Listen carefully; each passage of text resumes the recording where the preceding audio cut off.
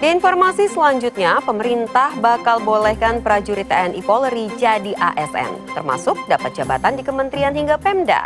Rencana ini pun tuai kontroversi, salah satunya disebut coreng demokrasi dan mengembalikan Orde Baru dengan praktiknya dwi fungsi ABRI.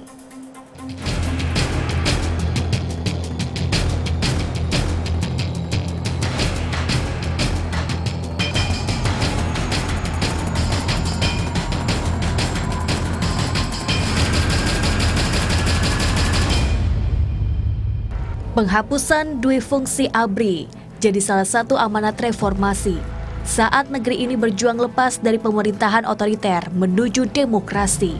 Menodai amanat ini juga mengancam demokrasi.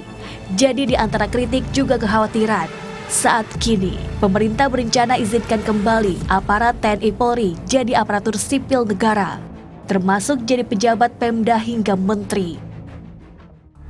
Kekhawatiran dan analisa ini diantaranya diungkap Kontras. Komisi untuk Orang Hilang dan Korban Tindak Kekerasan tegaskan, bukan hanya kemunduran demokrasi, rencana bisa picu kekacauan.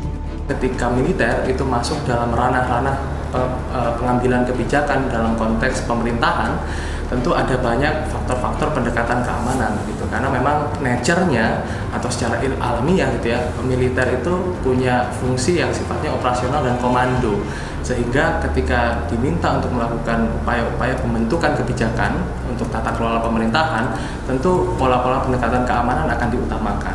Nah, yang kedua akan ada konflik kepentingan yang luar biasa. Nah, bayangkan ketika misalnya aparat pertahanan keamanan juga menyusun kebijakan, tentu kemudian akan ada banyak konflik kepentingan di lapangan, terutama ketika mengambil tindakan-tindakan yang sifatnya itu melakukan upaya-upaya persuasif gitu ya, atau mendorong masyarakat atau upaya-upaya untuk melakukan implementasi dari pembangunan itu.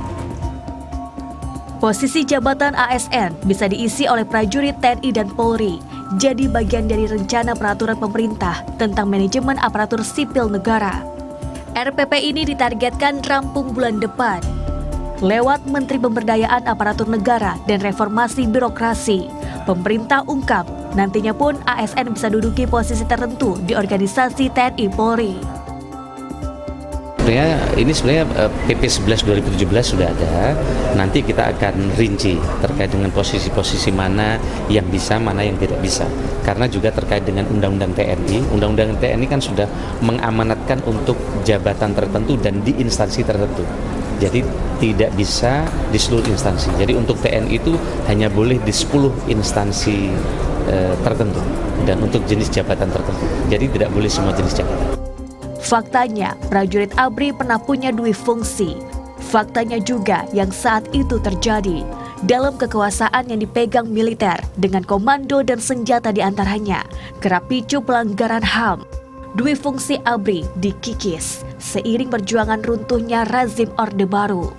Dita Prana, Oktabari melaporkan untuk NET.